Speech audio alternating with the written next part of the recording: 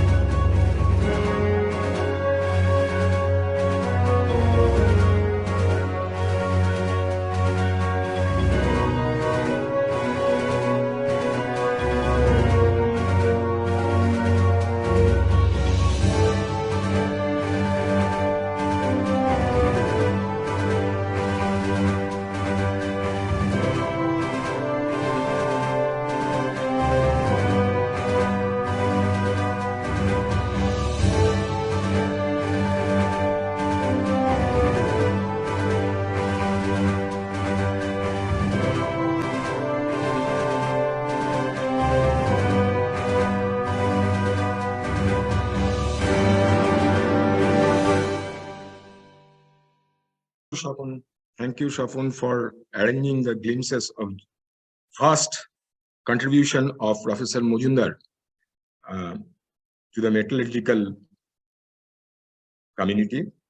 So with that, I will invite Ms. Ayana Vishwas, ME fourth year, present his work and proposal. Sure, Ayana, sir. please.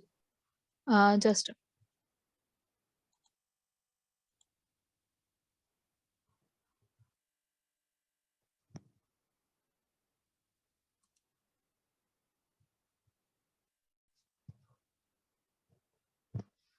I hope I am clearly audible and my slide is clearly seen. Absolutely, absolutely. Okay. Good evening, everyone. I am Ayana, currently in department.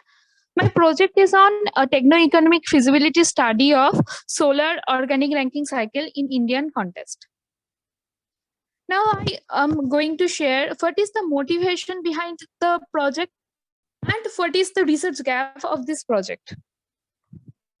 Due to the rising the ecological impact, cost, and system complexity of conventional solar power, solar photovoltaic, the solar power organic ranking cycle recently gained worldwide popularity.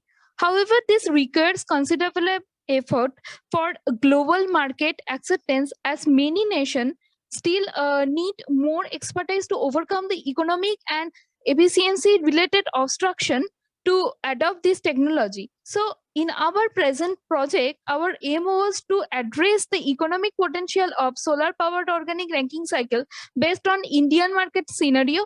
That's why we modeled solar organic ranking cycle using 7 different working fluids operating at various evaporator temperature and various mass flow rate, and we evaluate the system using 4 different power rating 220, 50 and 100 kilowatt based on a source temperature range between 363 to 423 Kelvin and a condensate temperature of 298 Kelvin. We estimate the system cost of each working fluid in each scenario using market research and existing empirical relationship.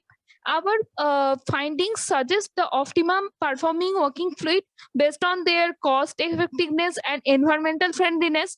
And we have also noticed that nearly 9 to 20% reduction in the system cost compared to other existing technology like solar photovoltaic and wind energy, etc.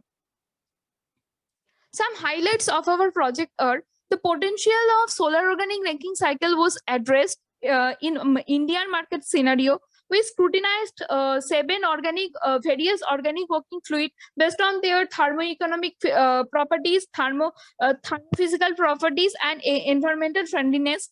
And the most suitable working fluid was identified after 4 scenario-based approaches, and system scale cost was estimated, and the system scale cost of solar organic ranking cycle was compared with various existing technology like solar photovoltaic, wind, etc. Here is our proposed the schematic diagram of our proposed system solar organic ranking cycle, and the solar organic ranking cycle which considered is shown in this slide, and the black color stream is shown the black color stream is the working fluid circuit, and another the red color stream is the water stream, and we considered it as a condensing medium. The component of this system are the solar collector, evaporator integrated thermal energy storage, pump, expander, condenser, generator, water supply tank, expansion vessel, and hot water tank. We considered that the heat transfer fluid inside the thermal energy storage maintains a constant temperature during the operation with a realistic range while using a evaporator tube collector. For the working fluid circuit, we considered the whole process in a liquid state. The heat of the working fluid is increased across the pump, which is the process to 1 to 2. And then thereafter the the heating fluid is increased across the pump, and thereafter the heat transfer heat addition place in the evaporator, which is the process in between 2 to 3, and then the working fluid is converted into the high pressurized superheated vapor, which is the process to 4 to 5, and then it indicates the expansion of the superheated vapor in the expander, and the cycle is closed by the heat rejection process, which is 4 to 1 and which is inside the condenser. These working fluid considered water at 298 Kelvin as a condensing medium. As I explained in the previous slide, there are two main circuits there in our project, in our proposed model. Those are the organic working fluid circuit, and another one is the solar heating circuit.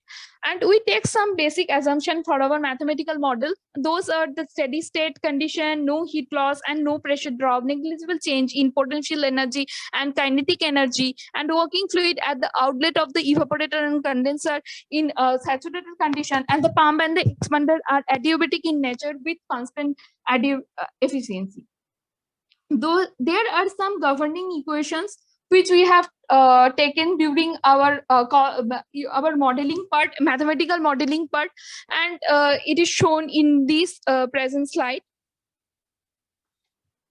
So to identify the organic working fluid for suitable for Indian climatic condition, we considered the organic fluid having a relatively higher boiling point for mitigating external effort required for condensation. In our present work, we considered only the working fluid having A1, A2L and B1 level safety standard as per ASRAE's classification. And fluid with lower ozone depleting potential and global warming potential are also preferred, since they have less and no environmental impact. And in addition, the fluid with higher heat capacity, thermal conductivity, vapor density, and desirable for higher heat extraction capacity, laser sizing requirement. Notably, the overall cycle performance, such as cycle efficiency, second law efficiency, net power, should be as high as possible, which is dependent on various factors like critical point, density, specific heat, etc. Finally, the cost and availability of organic working fluid in Indian market was two important factors when developing a system with local accessible resources. So the fluid already are used in refrigerator or chemical industry are shortlisted and examined in this part. Now I going for some parametric analysis and simulation methodology. So after shortlisting 7 organic working fluid, we conducted a series of numerical simulations for each working fluid over a range of 9 to 30 bar of evaporator pressure and 0.2 to 4.5 kg per second mass rate. The fluid are considered from Prof property database, and turbine inlet temperature is kept 10 degree superheat condition, and the cycle is designed using DWSIM open source software.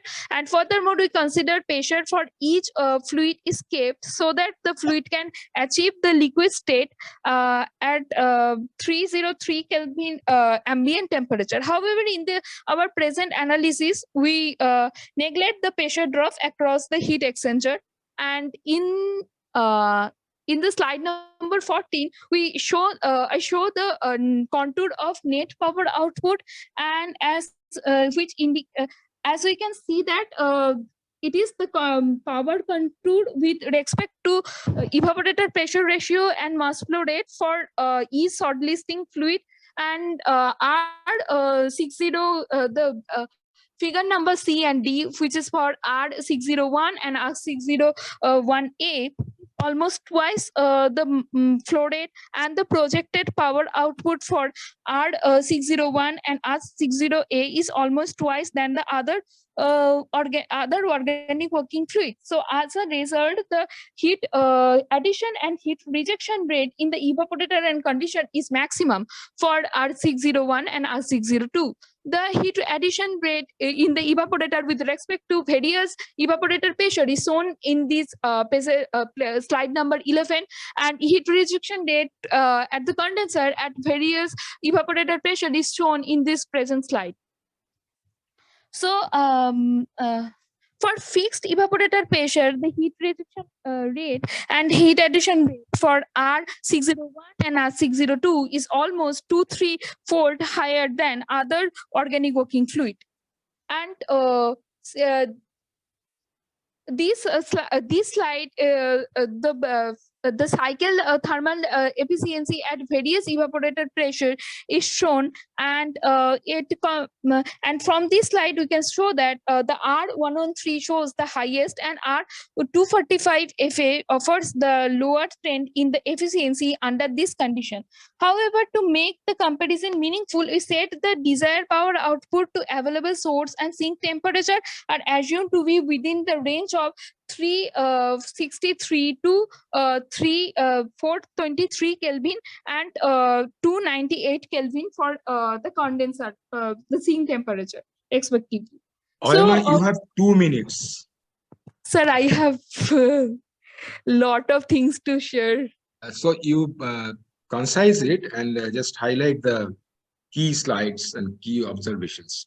Okay, the main part of our project was the cost modeling part. We find out various empirical relationship of between the cost of the evaporator, various heat exchanger, pump, and working fluid, and solar collector, and the heat transfer fluid with various mathematical, like various mathematical modeling, like various mathematical term like the heat transfer.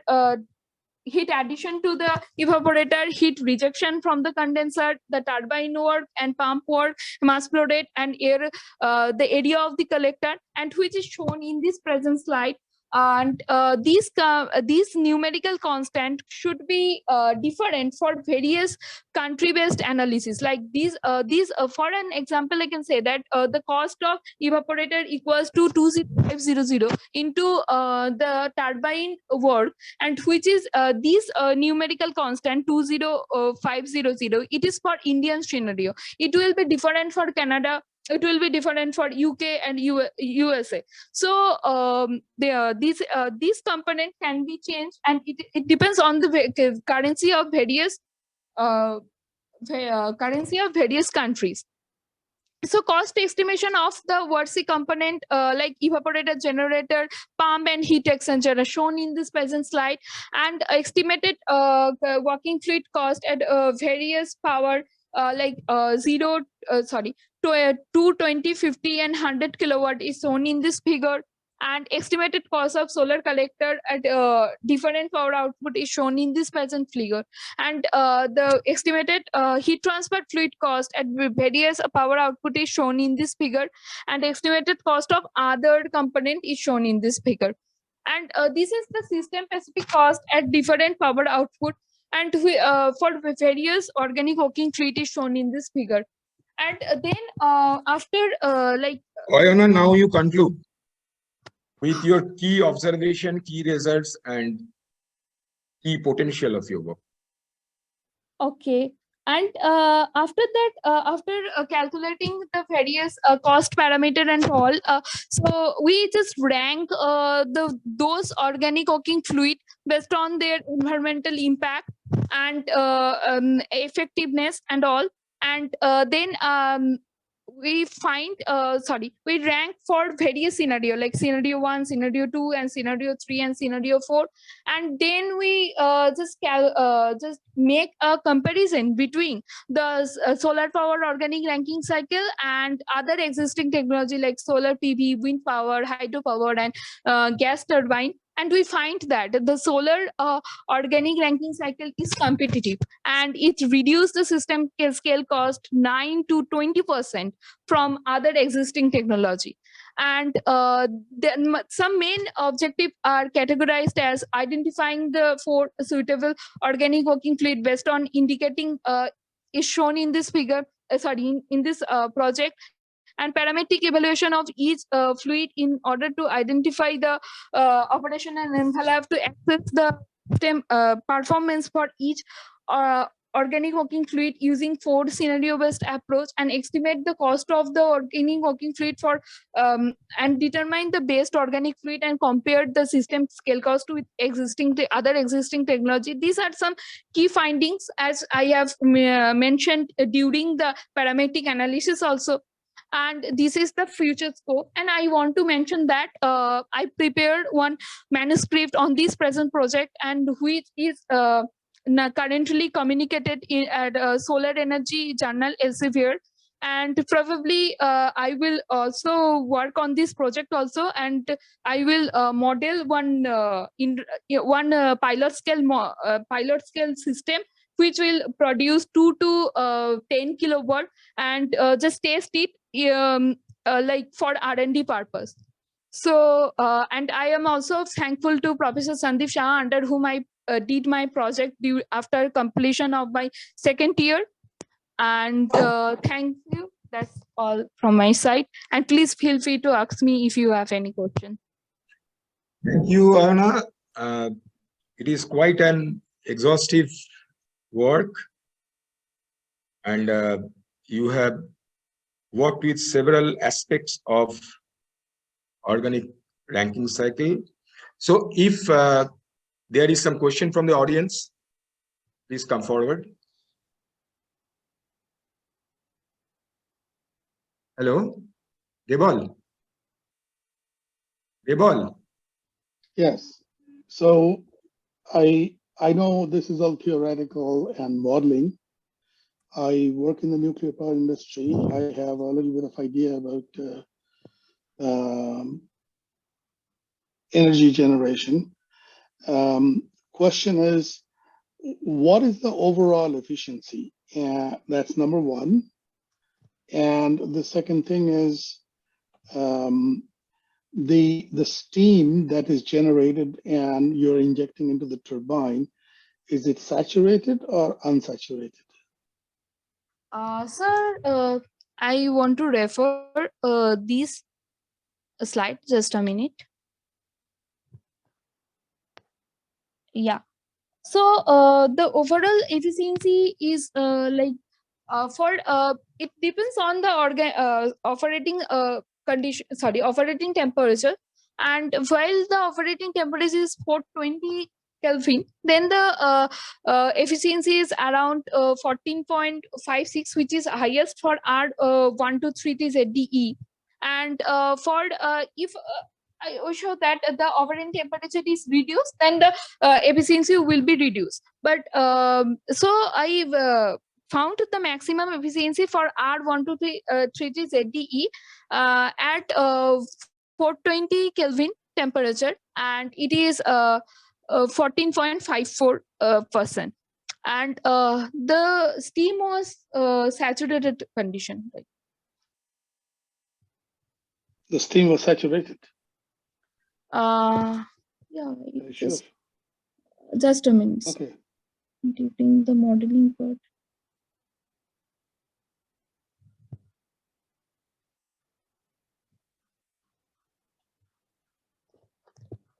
It's okay. Yes. Just look into it. Yes, it and is. add it. I have to. Very good research project, by the way. One other small advice, you get to know the time duration that you're allocated and title your presentations accordingly, because there is a lot of technical information you wanted to punch in. It interests some people, not everybody. And so you end up rushing through the important slides. So that's just a suggestion that, you will be giving more presentations over the course of your career going forward. So you have to time your presentation accordingly. Sure, That's it. Sure. Partha had to remind you a couple times that you're running out of time. So yeah, good presentation, but you have to title it according to the time available. Okay. Sure. Well done. Sure. Thank you for your advice, sir. Is there any other question from the audience? If not, I have a small question, Anna. I mean, you have emphasized on environmental impact. What name two key parameters which you have considered justify the environmental impact for this WordC? Sir, those two parameters are ODP and GWP, ozone depleting potential and global warming potential. So ODP and GWP should be as low as possible. And if I am interested to know about susceptibility for combustion, because all are combustible, I mean the organic fluids, and you are operating at a temperature as high as 342 Kelvin, which is Yes, almost how much more than. Yes, sir. So, do you think that there is chance of combustion hazard? So that's why I take the working fluid which in A2, A1, A2, A2L and B1, and as according to Astra safety series. So A1 is means no toxicity, no toxic, and the combustible nature will be no combustible working fluid, and as A2 is from 1 to 2, from 1 to 3 the toxicity will be high, and from according to from B2, B1, B2 and B3, and according to that the combustible nature will be high. So accordingly Right, Anna. So we are relieved that whenever we are using these combustible organic fluids, we are always scared about their susceptibility to combustion. So that is taken care of. Thank you, Arna. So now I will invite the next award winner, Ms. Oishi Pramanik, 4th year Electronics and Telecommunication. Yes, sir. Oishi, please. Yes, sir. Great. So my work is on, I'm sorry for the inconvenience. So my work is on image watermarking. So what does watermarking? So in image watermarking enables the user to embed the secret data or the watermark into the cover image. And after the watermarked image is visibly, it's imperceptible to the human eye. The change is imperceptible to the human eye. Now, it is used in for several applications, right? Like copyright protection, and also in content authentication, it is used for digital image or digital video. Now, I have worked on digital image. Now, in present time, the diagnosis of medical images has become very crucial. So for that, what we can do is we can embed a patient signature into the medical X-ray report or MRI CT scan. But however, for this medical data analysis for medical applications, even a small change in the image might might be unacceptable and might hamper the diagnosis process. That's why here comes the importance of reversible image watermarking. So as the name suggests, reversible. After we embed the watermark into the image, we can again retrieve the original image as well as the watermark or the secret data. So now I have done literature review, and these are the prominent algorithms available in the literature, like Chian's algorithm, Alatar's, and Thori's. Now I have found certain drawbacks in these algorithms. For example, I would like to discuss the magnitude of feature element. So as opposed to Chian's algorithm, in our proposed algorithm, the magnitude of feature element is very less. It has a very small value, which gives rise to better image quality, and hence lesser will be the distortion. We have also explored the concept of correlation. Correlation not only in the pairing direction as Tian has done. Unlike Tian, we have also explored correlation in all the three surrounding neighboring pixels, and which has led to greater data embedding capacity. Now, what do I mean by data embedding capacity?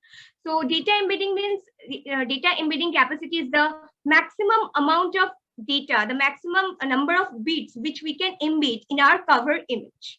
Now, next, I'll come to the complexity of the algorithm used. So our algorithm is showing O(n) square complexity, whereas other algorithms available in the literature were of O(n) cube. So we have taken care of that aspect too. Now, the way we have implemented on MATLAB has given better results at lower bits per pixel. So we'll discuss all the plots and the results in the later part of this presentation. Moving on. So my proposed algorithm is on PEE, prediction error algorithm, which makes use of the location map. Now, the interesting part is we set a threshold here, and by changing the threshold, we can have control on the image quality. We have exploited the concept of expandability, changeability. I'll be discussing these points.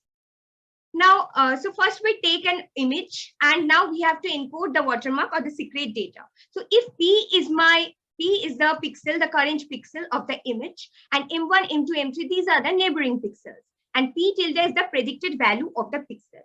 So we find first, this is how the algorithm looks like, the encoding algorithm. So we have to first take the difference between the current pixel and the predicted value of the pixel. And this now our objective, like the beauty of this algorithm is that this prediction error, it is very smaller. As I already mentioned, the feature element value is smaller. So if it is smaller, then the distortion of the watermarking is done. The watermarked image, the distortion of the watermarked image will be less, hence better will be the watermarked image quality.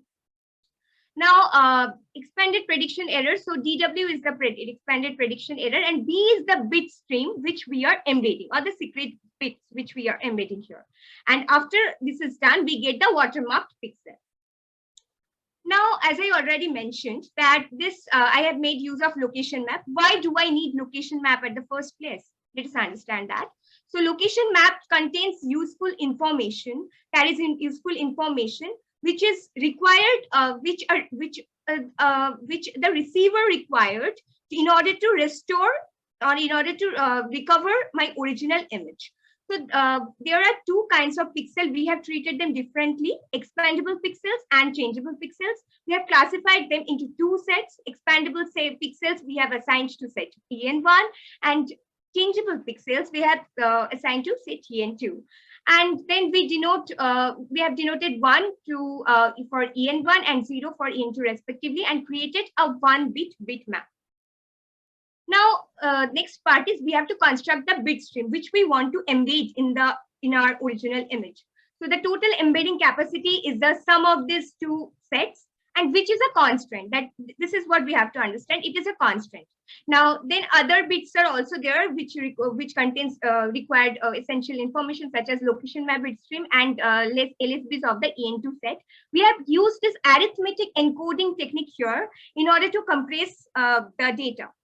Now, B is the total bit stream, the final bit stream, which contains all the information, and we are going to embed this into our image. Okay. Now comes the, as we are done with the encoding part, now we have to retrieve the original image and the watermark. So here comes the importance of decoding part. So, so first we'll start with this topmost pixel, and we can restore the value. And similarly, we can restore all the other pixel values, and we'll go in this manner as shown in the direction, as the arrow direction shown here, and we will recover each and every pixel. We can restore all the pixel values. Now, we have further extended this work to RGB color images. So RGB color images has got 3 channels, and this prediction error algorithm, this algorithm has been applied on each and every channel separately. Then we have treated each and every channel as grayscale images, and then we have concatenated all these 3 images, and we have been able to create the watermarked RGB image. The entire experiment has been implemented on MATLAB. Now, what we have been able to achieve with our algorithm. So as I already, so I want to summarize the points. So finally, so as I already mentioned, that low magnitude of feature elements, which has led to less distortion and hence better image quality. Better use of correlation has given rise to better data embedding capacity. Then the complexity of the algorithm ON square, which we have taken care of. Then better results we have been able to obtain when implemented at low bits per pixel. Now, these are the results. So this is my cover image, which we have as an input to the algorithm. Then we have been able to get this watermarked image. This is the recovered image. Finally, we have got. Now, as you can see, all these three images look alike. Like the change is not visible imperceptible to the naked eye. That is the beauty of the project, and we can also recover the image back. We have tested this with standard LENA image as well as spatial medical MRI test images. We have done the same thing for RGB color images.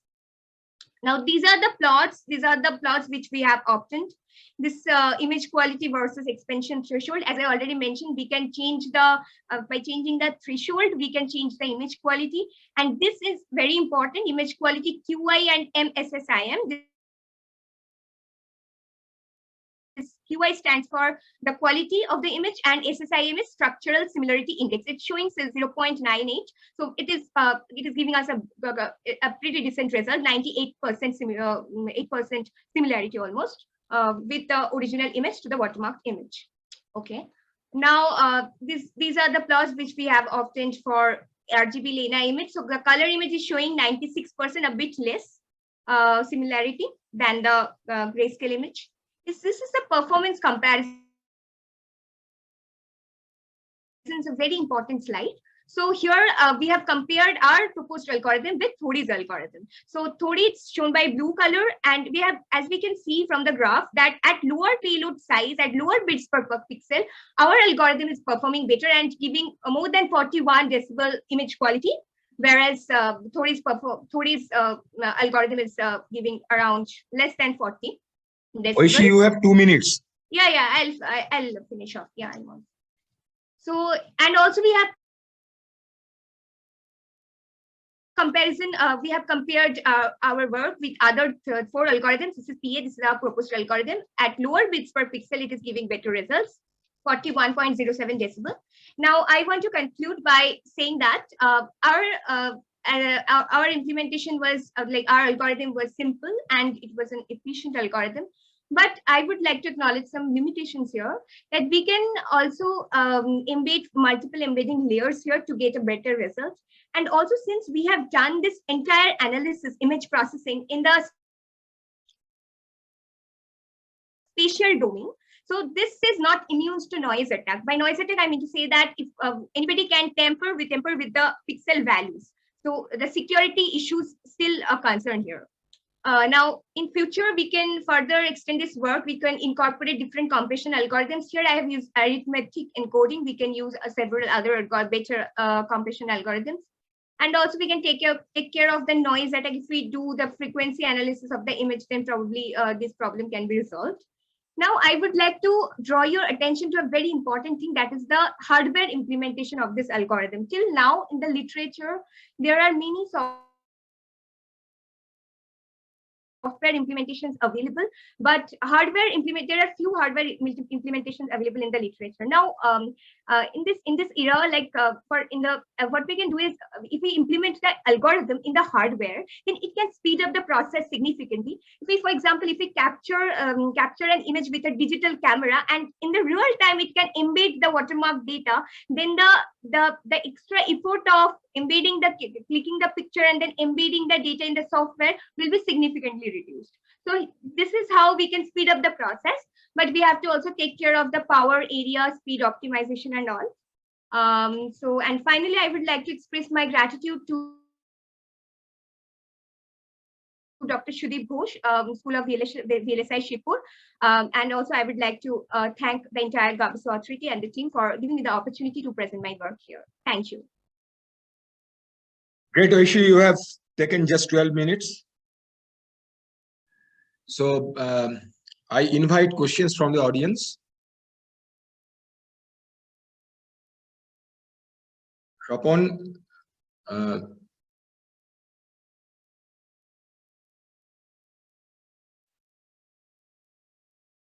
is there any question from the audience?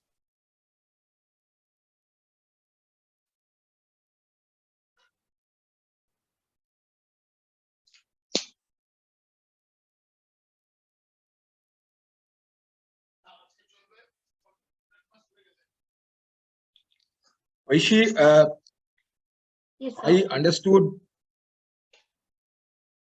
almost nothing what you have presented because I'm in a very different domain.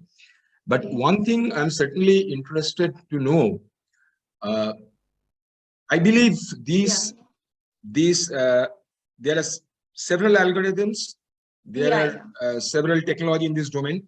Yes.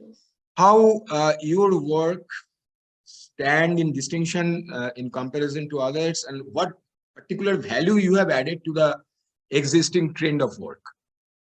Okay, so what we have done is, as I have already, so this algorithm is basically a modified version of Thodi's algorithm. And in this work, what I can appreciate here is, as I already mentioned, that we have used the feature, small value of feature element here. So in TIANS or all the other algorithms, they have used difference expansion. So where they are taking the difference expansion, but here we are using prediction error algorithm. So the error is very less. So as the error is very less, so we have been able to achieve better, less distortion and better image quality at lower bits per pixel. So I can show you this. I can take you to this slide. So, so this is the performance comparison we have been able to achieve. So an image quality is determined by the PSNR, that is signal to noise ratio. So if the image shows that after watermarking is done, my image quality is my images looks similar to the actual image. So even after watermarking is done, even after we embed the secret bit, it is not making any significant difference to the human eyes. So that is there. So the image quality is still remaining. So that is what, and we have compared our work with the Thodi's work. So as you can see from this graph, that this is a good metric, PSNR, and it is giving better results, 41 decibel, whereas at lower bits per pixel, that is there. And also this algorithm has not been implemented for RGB color images and for medical. So this paper has been accepted in a conference,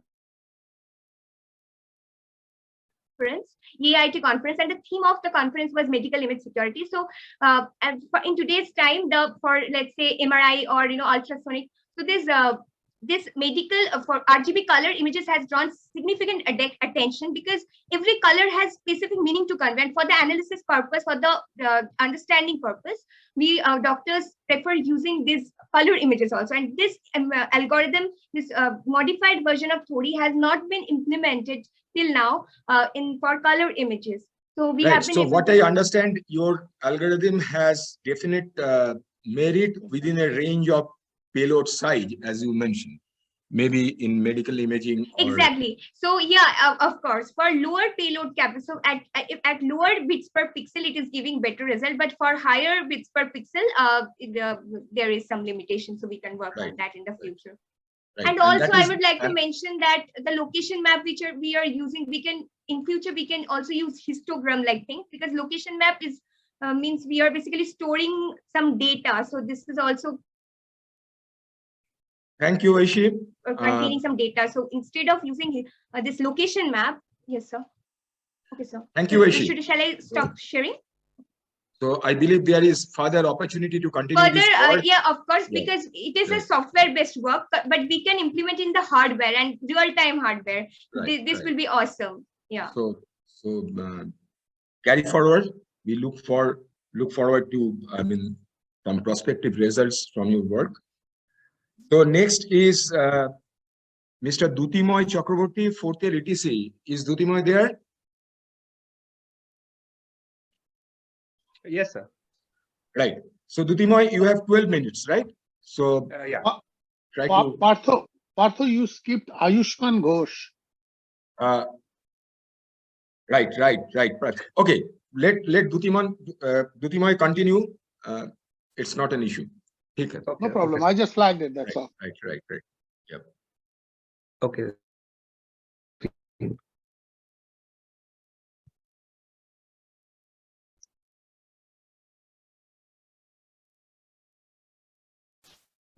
Is my screen visible? Right. Yes, it is. Yeah, absolutely. Okay. And can you just see the changes in my slides? Yeah. Yes. Yeah. Okay. So good evening to everybody, and thank you for this opportunity for presenting this research. So I'm Dudima Chakraborty, a final year undergraduate student from the Department of Electronics and Telecommunication Engineering from IIT Shibpur. And this is my presentation on the numerical analysis of a novel HTL-free perovskite solar cell with gradient doping and a WS2 interlayer. So firstly, this is an outline of the presentation that I will be presenting right now. So we will be starting with the introduction, moving on to the device structure and modeling, followed by the results and a brief discussion about the results. Okay. So firstly, as we can see in figure 1, this is a chart of the best efficiencies of the most state-of-the-art solar cells that have been experimentally recorded till date. So one thing that if we look at the graph very closely, we will be able to see that perovskite solar cells have been displaying performance metrics and efficiencies that are at par and comparable to silicon solar cells, which are actually the industry standard right now. Now, every solar cell majorly has 3 parts to it. Firstly, they have the absorber layer, they have the electron transport layer, and the hole transport layer. So there are a type of perovskite solar cells known as HTL-free perovskite solar cells, which do not have a hole transport layer. So the interesting thing about these kind of solar cells is that they're cheap, they're simple to fabricate, and they're stable. But one drawback is that their performance needs to be improved if they are to match with the industry standards or the best single junction solar cells that are out there. So one way to counter that is by using TMDs or transition metal dichalcogenides, which can be used as interlayers in between different layers in the solar cell to reduce recombination, which basically enhances the performance of the solar cell. So are my slides changing? No. Okay, 1 second.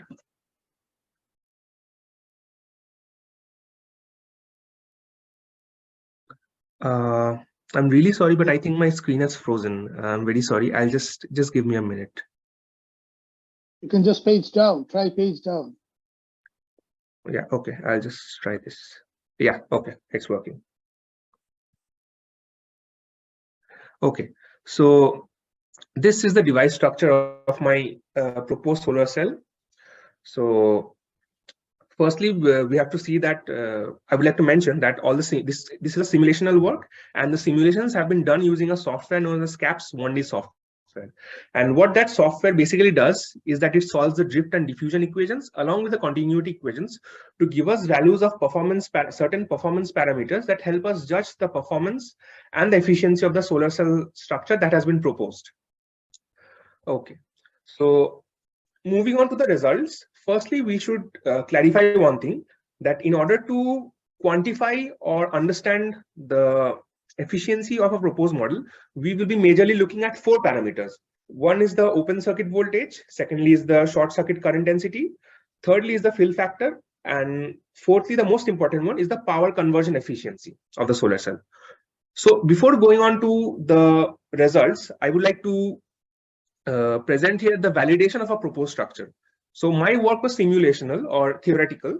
So it's very important to see that my proposed model can be validated from experimental data. That is, if somebody wishes, it is not theoretically or practically impossible to build, or it does not violate the basic physics of solar cells.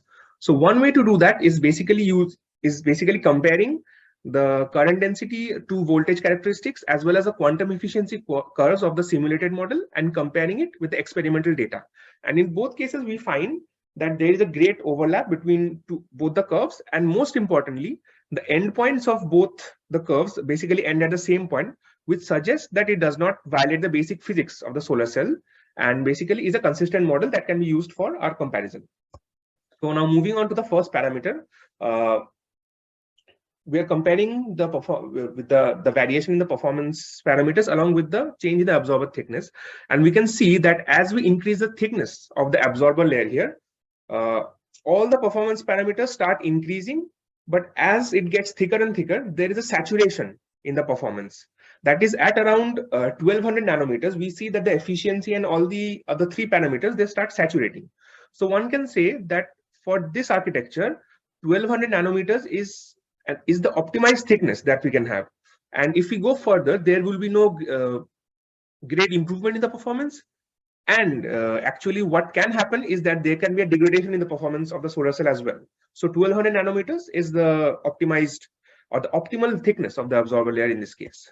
Moving on to the doping density of the absorber layer, again, we see that as we increase the doping density in the absorber layer, there is an increase in performance or the increase in the parameter of all 4 parameters. And we can see that at around 10 to the power 16 per cubic centimeter, the efficiency or the PCE, or in this diagram, that reaches a maximum, and after which there is a degradation in the performance again. So one can say that the optimum amount of doping that we should introduce in order to maximize the performance of this structure is about 10 to the power 16 per cubic centimeter. Now moving on to the bulk absorber layer defect density, as expected or as has been seen in multiple other solar cell structures, as we increase the number of or the density of defects within a material, there is degradation in the performance of the solar cell.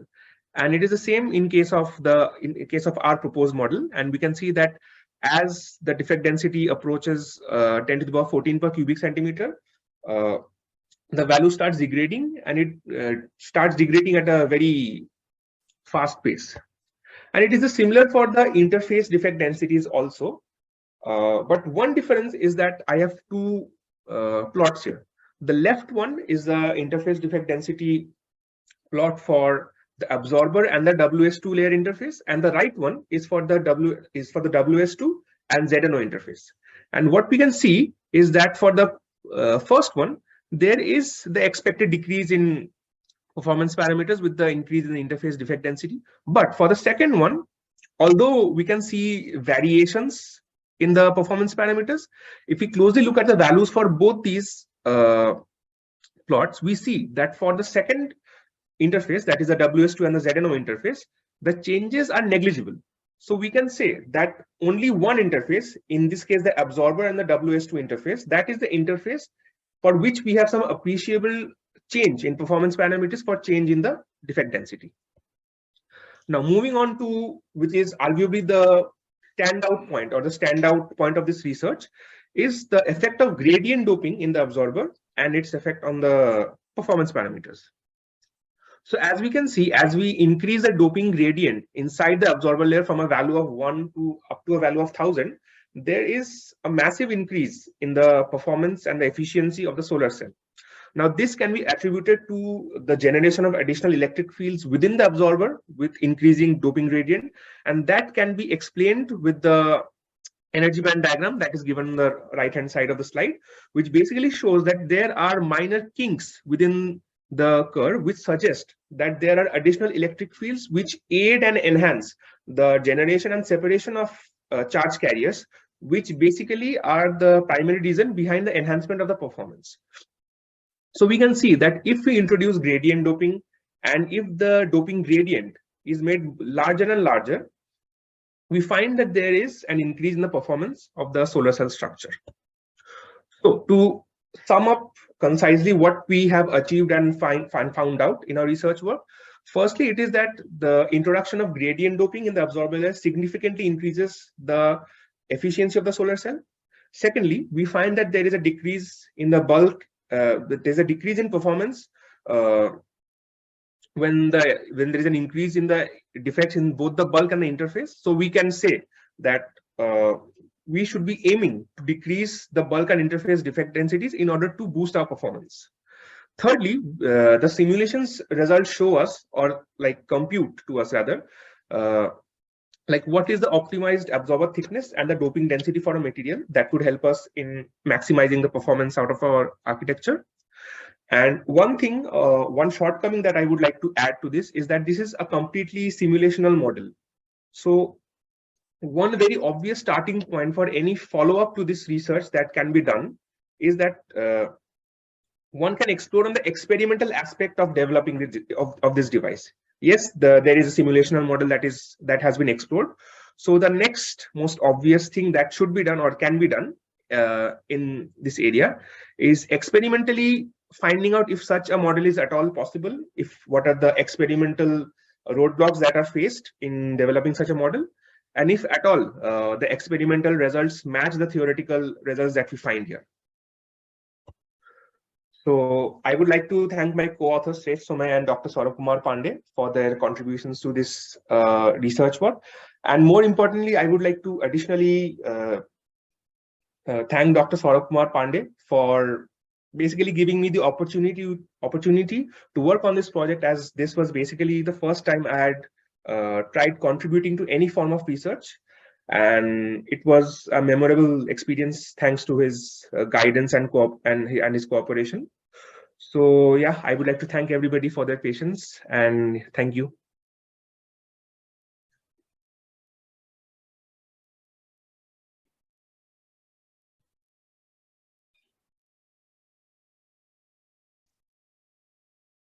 Sir, I think Partha, you you're are muted. muted. Partha, you are muted.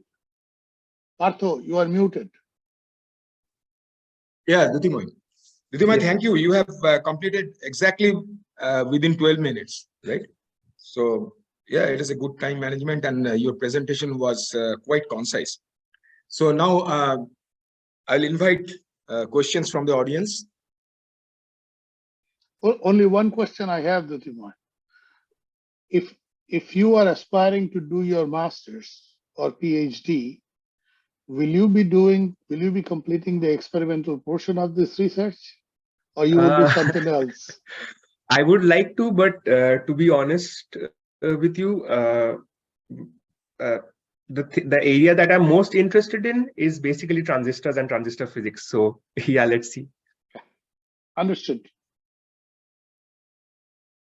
Yeah, Dutimai, I have a query. Although you are in electronics and telecommunication, naturally your inclination is in that area, but as you have talked about defect density and degradation, don't you think these perovskites, their defect, their degradation are very sensitive to environment? For example, temperature, moisture, etc. Yes, sir.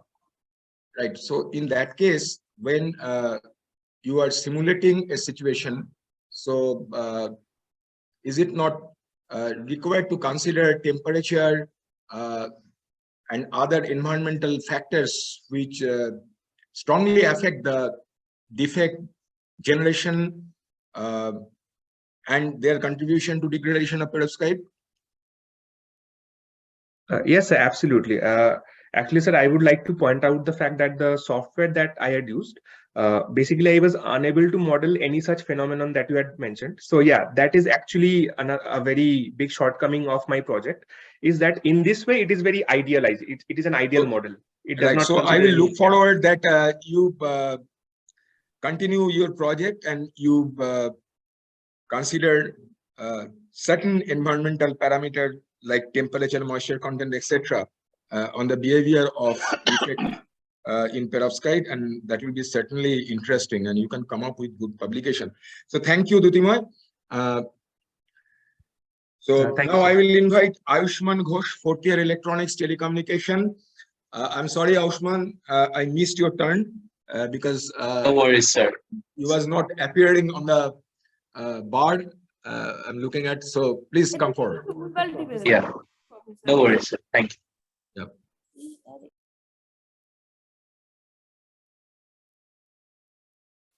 Actually, you have 12 minutes. Yeah. Is my screen properly visible? Yeah, it is clear. Can you see the changes in slides? Yeah, Yes. exactly. Thank you.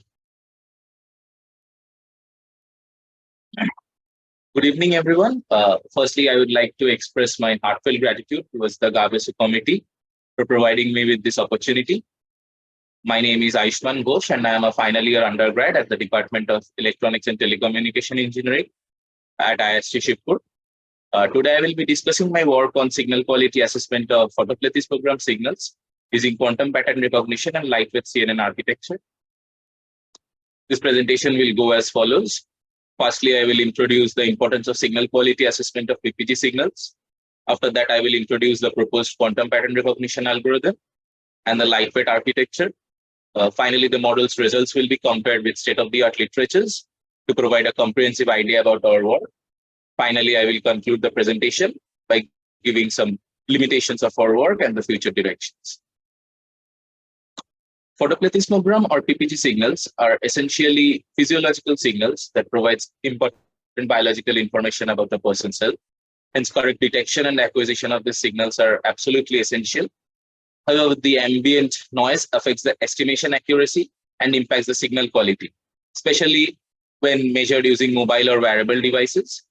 Hence, correct assessment of the signal's quality are importantly necessary to prevent misleading diagnosis based on poor quality signals. Researchers from different domains of science have become increasingly interested in PPG signals because of its advantages such as non-invasive, expensive, and convenient diagnostic tool. Traditionally, it measures the oxygen saturation, blood pressure, cardiac output, respiration rate, and is also used for assessing autonomic functions. Moreover, PPG is a promising technique for early-stage screening of various atherosclerotic pathologies. The noise in PPG signals are mainly introduced in two folds: a high-frequency component that is mainly caused due to power line interference or intrinsic noise of the sensors, and the low-frequency counterpart is mostly due to arm movement, physical motion of the subject, or due to poor blood flow in the peripheral tissues. These ambient and noise sources corrupts the signals that creates false alarm, while in clinical diagnosis, detecting correctly the signal quality is an important step towards signal preprocessing. Traditional approach of estimating quality includes the SQI index and the rule-based approach given by Mohammad El-Gendi. He proposed 8 SQI indexes that determines the quality of the signal as either good or bad. His idea is based on mathematical models, and his analysis showed that the skewness index outperformed other rule-based approaches. These methods involve several drawbacks, and the most important are the robustness of these formulas, which were questioned when introduced with the general machine learning and deep learning techniques. The general trend of signal quality assessment shifted towards computational algorithms rather than explicit mathematical formulas as proposed by El-Gendi. The use of machine learning in determining signal quality of biomedical signals has gained a lot of attention recently due to better classification accuracy and generalization capability. The type of features extracted from biomedical signals limits this procedure, and the method can't be scaled to whole signal-based estimation. Introduction of machine learning algorithms also introduced deep learning techniques into the scenario. This approach solved the previous shortcomings of whole signal-based estimation, as well as gave very high classification accuracy. But this methodology also has its limitation due to complex architectures and huge number of trainable parameters. As a result, the recent trend has shifted towards the use of lightweight deep learning algorithms, which gives the advantage of high classification accuracy and also reduces the trainable parameters. My work is based on these lightweight algorithms that solves the above mentioned problems of deep learning algorithms. The database used in our study are mostly taken from University of Queensland Vital Signals dataset. This is an open access public database of intraoperative vital signals and biomedical signals collected at the Royal Adelaide Hospital. Simultaneously, we have also introduced a smartphone collected wearable database used in our third study. This is a privately collected dataset and is further used to test the feasibility of our proposed algorithm. We extracted signal segments of length 5 seconds, 500 samples from all the recordings present in the University of Queensland Vital Signal database and annotated those segments as good or bad with the help of expert annotators. Detailed information regarding the number of segments in each category for all the 32 cases present in the University of Queensland dataset is provided in this following table.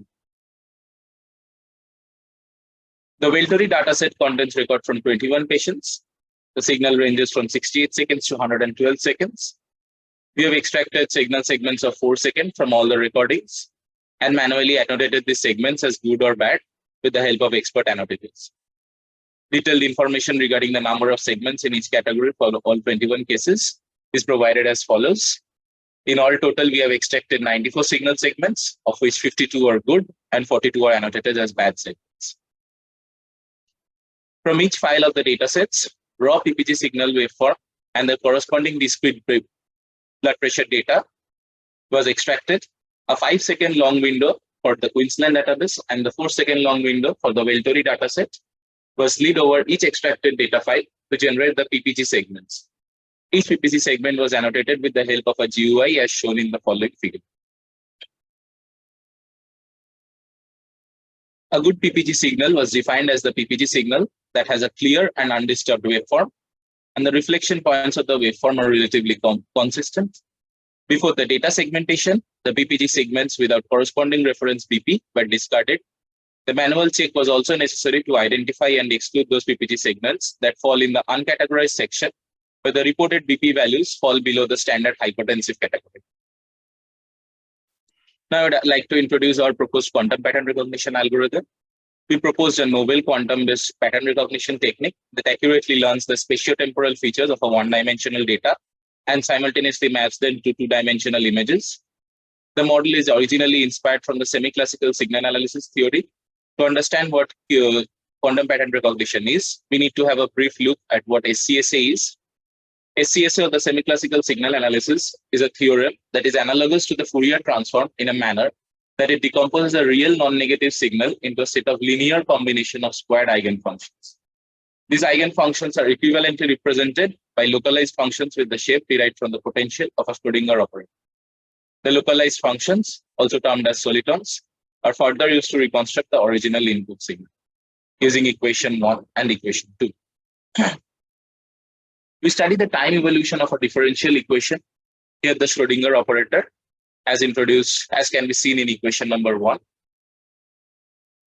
This idea is originally deduced from the scattering transform theorem, which subdivides into direct and inverse scattering transform.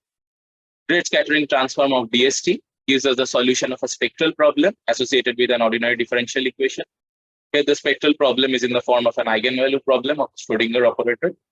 The spectrum of equation 1 consists of two different bifurcations, a continuous spectrum of positive eigenvalues and a discrete spectrum of negative eigenvalues. The discrete spectrum is our area of interest and is denoted by 1.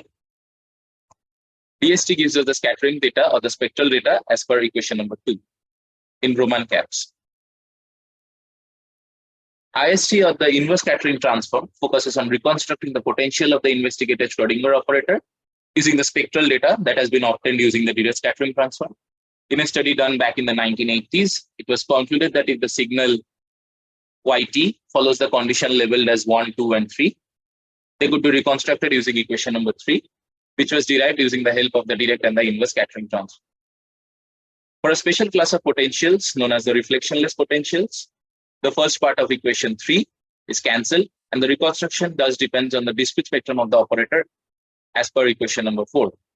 However, most of the biosignals are not reflectionless in nature.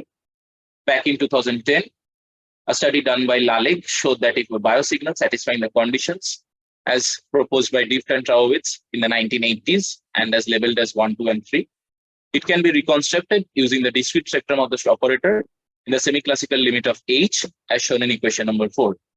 Expanding 4 gives us the Schrödinger components that is responsible for capturing the spatiotemporal pattern of the PPG signal or the biosignal, or can be abbreviated as YT.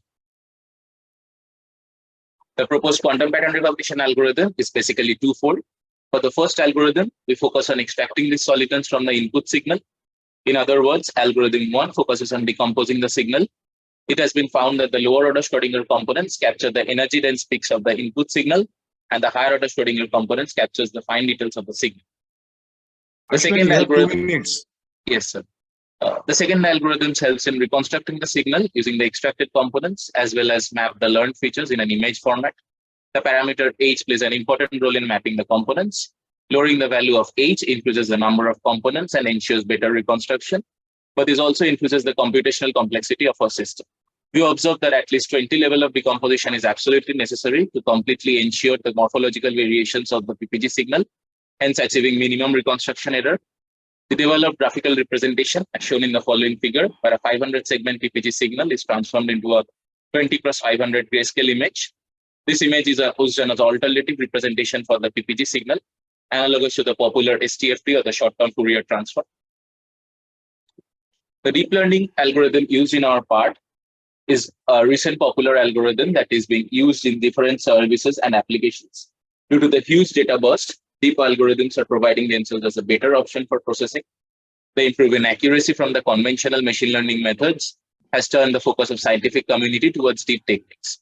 However, performing training and inference of deep neural networks using cloud computing is not a viable option, while low latency is required, involving lower computational cost. Therefore, the recent trend has been to focus on light CNN algorithms or light deep learning architectures that retains the performance of deep algorithm, but also reduces the number of trainable parameters, hence reduces the computational complexity. The proposed algorithm follows this architecture as shown in this following figure. We will introduce the functionality of each blocks in the following slides. The basic building block involves a conv2D and a depth-wise conv2D block. The conv2D block involves a convolutional layer with a 2D kernel and a ReLU activation, which is followed by a batch normalization. The depth-wise conv2D includes depth-wise and point-wise convolutions along with batch normalization and ReLU. The depth-wise and the conv2D blocks significantly reduces the number of trainable parameters, keeping the accuracy intact. The main building block of our proposed architecture is the SSE block and the slim module block. SSE involves 2 point-wise and 1 depth-wise convolution layer, as discussed in the previous slides. The SSE block was used as a main block in the slim module architecture. The proposed architecture uses skip connects to enable cascading multiple slim modules. This enables reduction in information attenuation and provides flatter loss surfaces during training. The proposed lightweight model runs on a PC with these following specifications. The model utilizes an Adam optimizer, and the binary cross entropy loss function has been used to adjust the weights. The training epochs were set to 80 with a batch size of 80 and a learning rate of 0.005. A total of 28,366 images were used to generate the train and the test dataset. 20% of the dataset was used for training and 20% for testing. 10% of the training dataset was used for validation. Test results based on the matrices mentioned previously is presented in table 1. An estimated accuracy of 98.3% with an AUC of 0.992 establishes the model's superior generalization capability along with the QPR algorithm's noise immunity. Table 2 compares the standard baseline models that are widely accepted by many state-of-the-art publications. The Queensland dataset was only used to establish these baseline models. Other than comparison with baseline models, the classification accuracy, specificity, sensitivity of 8 other algorithms were compared to our proposed work. The dataset used in this paper is the largest among the ones compared and hence signifies a great deal of generalization capability. The classification accuracy of the other state-of-the-art literature is presented in table number 3. The number of subjects and the size of the dataset must be the same for fair comparison, since a model's generalization ability is established when it is evaluated on a large dataset. As the codes and algorithm of reference 15 is open source, we used it to reevaluate our work with the Queensland database, proposed with the proposed QPR images and then with the STFT images. In all estimation criteria, our algorithms perform better. A confusion matrix and an ROC curve is generated for the proposed algorithm while evaluating using the Queensland dataset. Using QPR algorithm. Conclude. Yes. A very small amount of false positive and false negative establishes the model superior generation capability. An AUC score of 0.99223 is also proved to be an excellent discriminative performance. This study is the first paper to use a lightweight deep learning algorithm combined with a semi-classical approach to quantify the PPG signal. The lightweight novel slim CNN model takes the proposed QPR images as input and gives good or bad quality results for PPG signals. In our future work, we will be establishing the theoretical background to justify the pattern recognition capability of the proposed quantum pattern recognition algorithm. We will also focus our effort in comparing between multiple lightweight algorithms and also will delve into the effort of disease classifications. Here are the references I used, and thank you very much for watching my presentation. I want to thank all of my co-authors for their contribution. Thank you.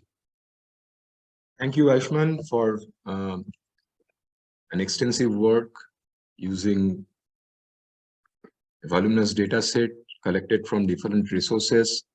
So I will invite questions from the audience.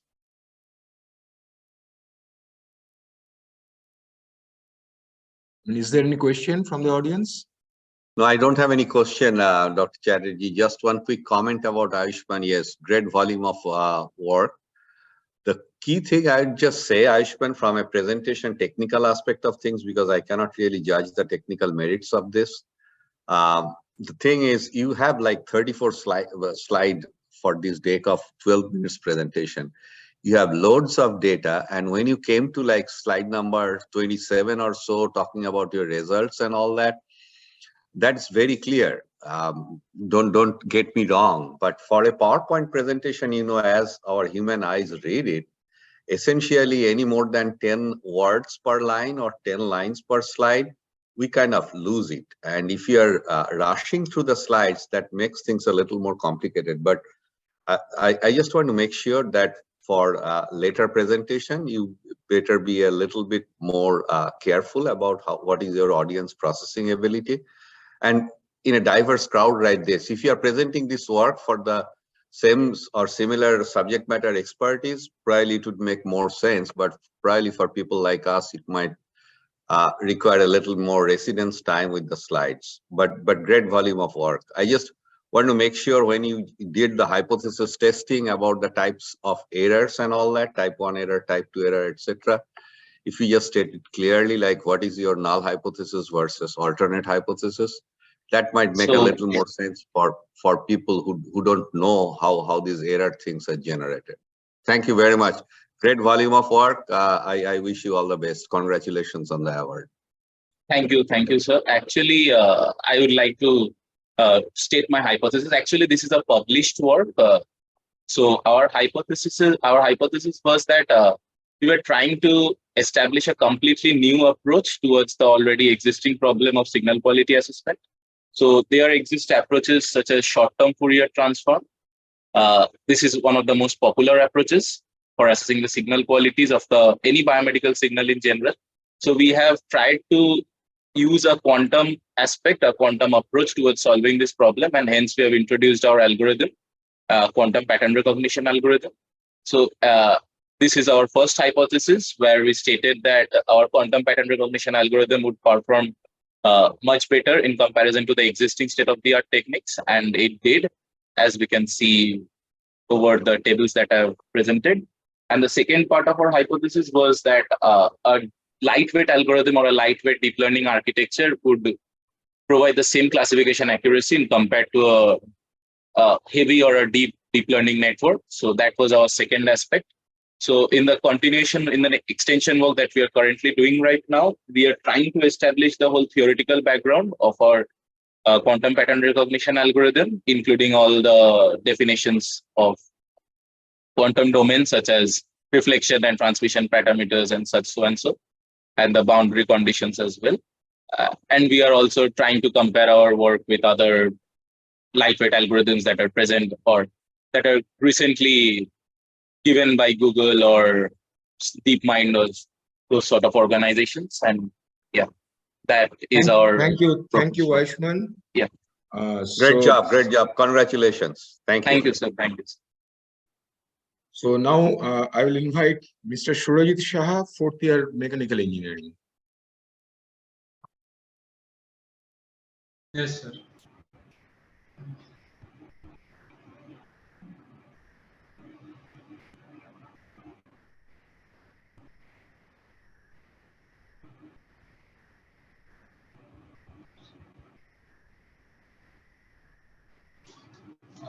Good evening, everyone. Respected seniors, my fellow participants, members of the panel, and one and all present here. Myself, Surajit Saha. I am from the Department of Mechanical Engineering. I am currently an 8th semester student. I am here to present my work on analysis of MCHs of silicon material with right triangular group on sidewall of passage.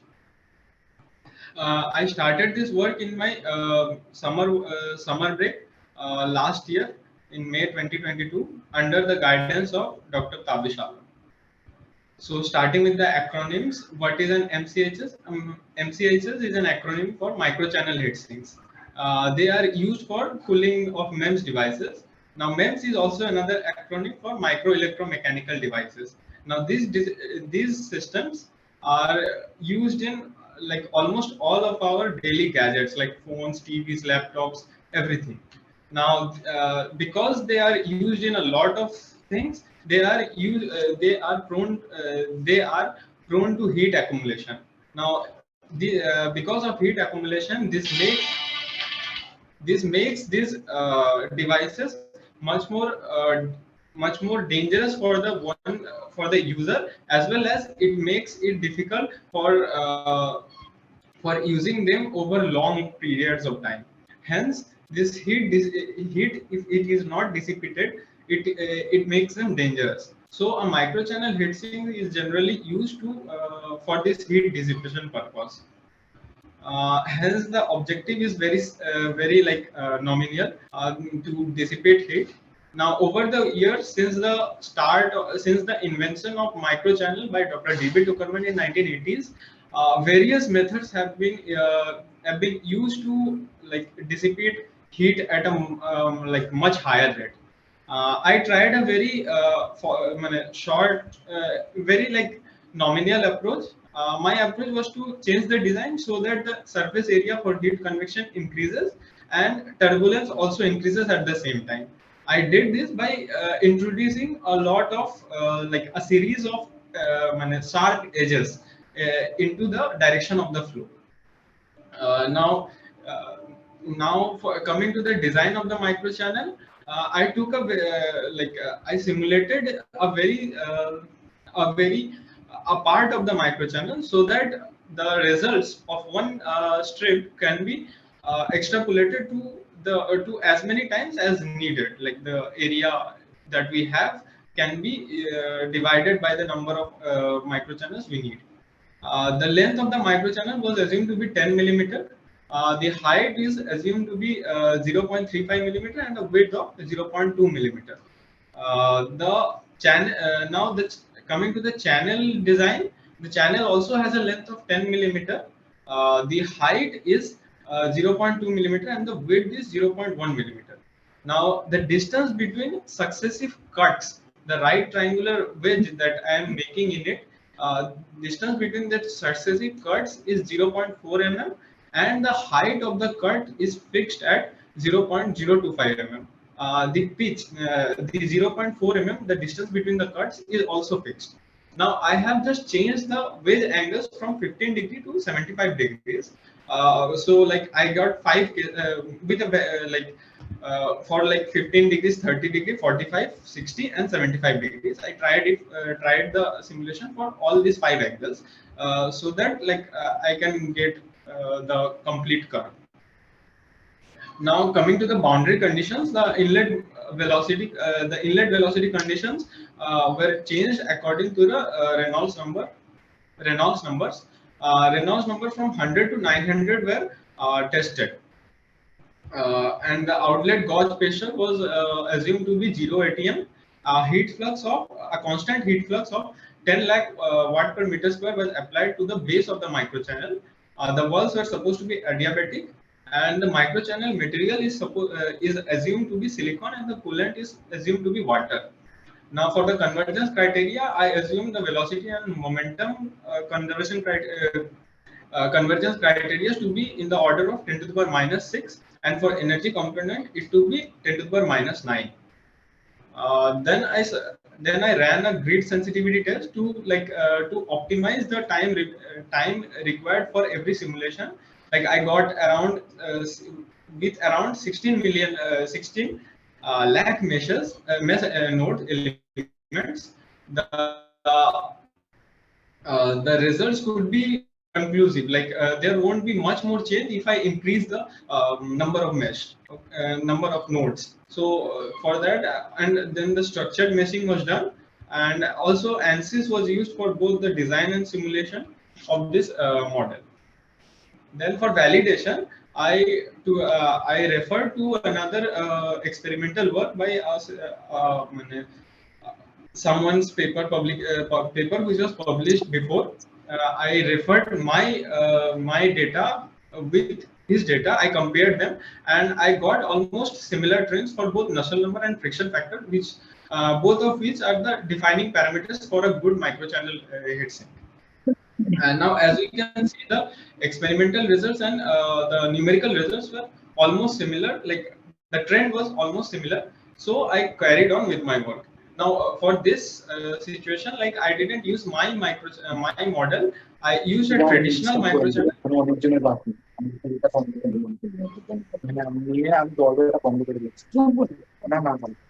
Please mute if you're not talking to the. Please mute yourself. Everybody else except Surojit, please.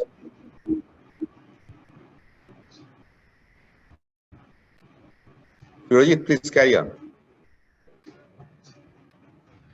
So as you can see, the trends were pretty similar. So I carried on with my work. Now coming to the results and discussions, I plotted the Nusselt numbers and friction factors and some other parameters for all the angles and all the cases of Reynolds numbers. Now there are some trends that were observed, like the Nusselt number increased with increase in Reynolds number, but decreased with increase in the wedge angle. Secondly, coming to friction factor, it decreased with increase in Reynolds number, but it also increased with increase in friction factor, increase in wedge angle. Now, the increase in friction factor is a undesirable thing, and decrease in Nusselt number is also another undesirable thing. Again, coming to pumping power, the pumping power increased with increase in Reynolds number as it's a pressure driven flow, and and the pumping power also increased with increase in the wedge angle, which is another undesirable property. Now, I plotted the fourth parameter, that is the THPP factor. Now, when talking about the THPP factor, it doesn't follow like a trend all over the process. The only trend it follows is that with increase in wedge angle, the THPP factor is decreasing. Other than that, for 15-degree angle, the THPP factor increases with increase in Reynolds number, but for all other cases, the THPP factor decreases with increase in Reynolds number. Now, what is THPP factor? Again, it is an acronym for thermohydraulic pumping power. Actually the values of individual values of Nusselt number and friction factor weren't providing any conclusive result for a specific microchannel heat sink. So both the quantities were taken into account and made this THPP factor to compare the microchannel heat sink of two different designs.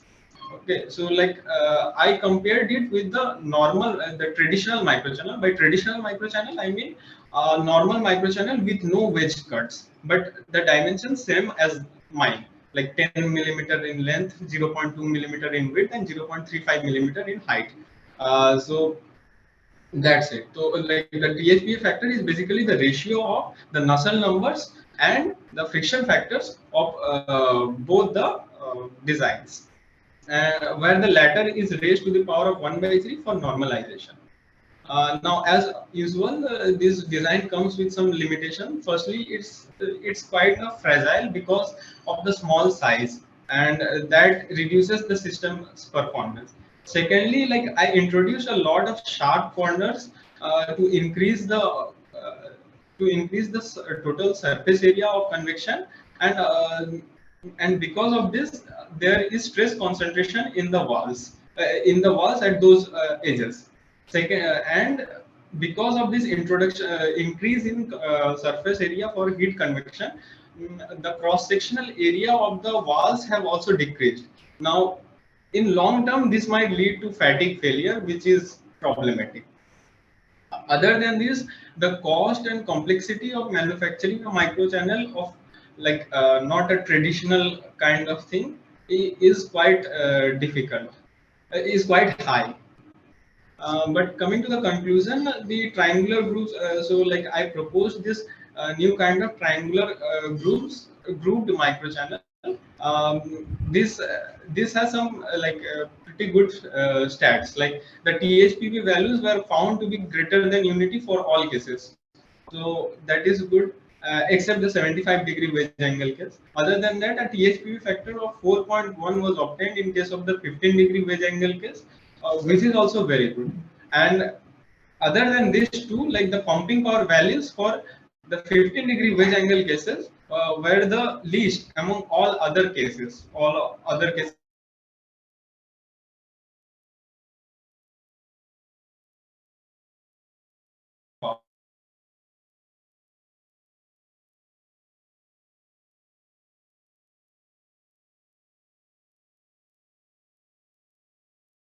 Did you lose Surajit?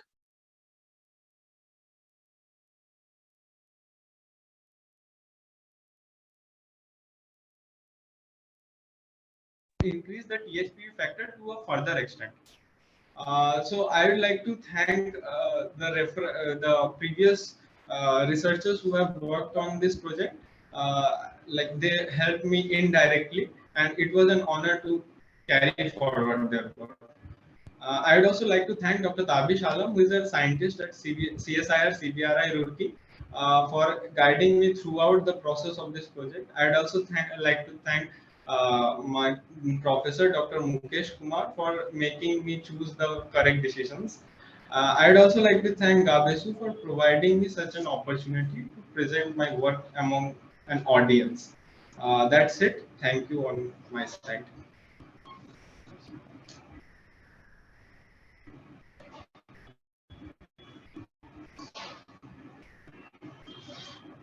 Sir? Thank you very much, Surajit. I don't see Partha. He may be momentarily out. Any question on Surajit's presentation? This is Biman Ghosh, 1981 metallurgy. Sorry, Biman, I forgot to unmute. Okay. Okay. So if there is no question from the audience, No, Partha, I do have a couple of comments actually. Yeah, sure. Very good. Okay, Surajit, you mentioned about the validation of this model.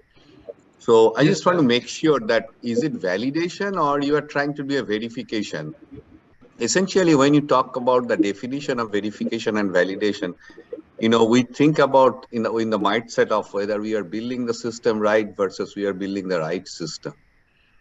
So to me, it seemed like it was more like a verification that is performed in accordance with your arrangement, that you are making sure that your design development outputs that met the design input requirements and comparison with the other models that exist. So just a food for thought. I'm not saying you are wrong or right, just the way I interpreted it. So that was my interpretation. The other thing is, again, what I told to Ayushman, like a mixed audience like us who doesn't know much about the importance of like the thermal influences, like how it is acting as a stressor, why we need to derate the components, why I need to take the heat out. Couple of more introductory slides could have helped in this situation. Just keep in mind that who the audience to your presentation is. But good volume of work, very good work. Keep up the good work. Thank you. Okay, sir. Sir, actually in the validation. Yeah. Surajit, carry forward. Yeah. Yes, sir. Actually, in the validation part, like I actually like before this validation part, I told you the boundary conditions. So like I wanted to test if these boundary conditions were enough to get a result, like simulate the experimental setup, like if the software is working properly or not. So for that, like I did the validation part.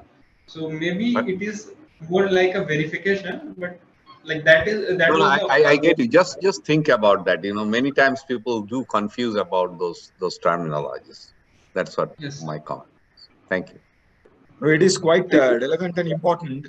Taking the lead from Bimanda, let me ask you a simple question. I mean, how would your result vary if if the profile of your channel were trapezoidal than triangular or hexagonal? I mean, if you change the geometry, does the friction factor is in agreement? Sir, you mean this instead of this right triangle, if we introduce a trapezium or some other shape? Yeah. So yes, sir, like if you change the geometry of the channel as such, so do you find the friction factor is consistent within the regime of, as I find your flow is lamellar, isn't it? It is a laminar yes, flow. sir. Yeah, so Yes, Reynolds sir. number is significantly less than 1000. So is your results are consistent and in agreement when you choose a trapezoidal profile of your channel or a hexagonal profile of your channel? Yes, sir. Like the results would definitely change So when you do that, you can claim that your simulation is validated. okay, sir. I think Bimanda, I mean, No, I think he wanted to approach the problem in a simplistic manner, and triangle is the most like simple shape, and very easy to model. But I like the fact that you tried to introduce the points of concentration for stresses, where generally the activation energy is higher for any kind of flow. Bhimanda is definitely fascinated about. No. But yeah, this model could be expanded to many different shapes, geometries, and forms. So yeah, just keep up the good work. Thank you very much, Surajit. Thank you, Thank Surajit. you, sir. Uh, Thank you, sir. Now, I will invite Mr. Tamogno Chatterjee, Electronics and Telecommunication, 4th year. Tamogno, are you there? Tamogno? Tamogno is not present, sir. I told you. So, He is on travel. as I understand, one of his friend is here to present. Yeah. Ayushman, I think Ayushman, he told you. Ayushman. Yes, sir. I will present his work on the behalf of as his co-author. Right, but maintain it within 12 minutes. Yes, sure, sir. Well, he has less control on that. Slide was not prepared by him. So do the best, Ayushman. Thank you, sir. Thank you.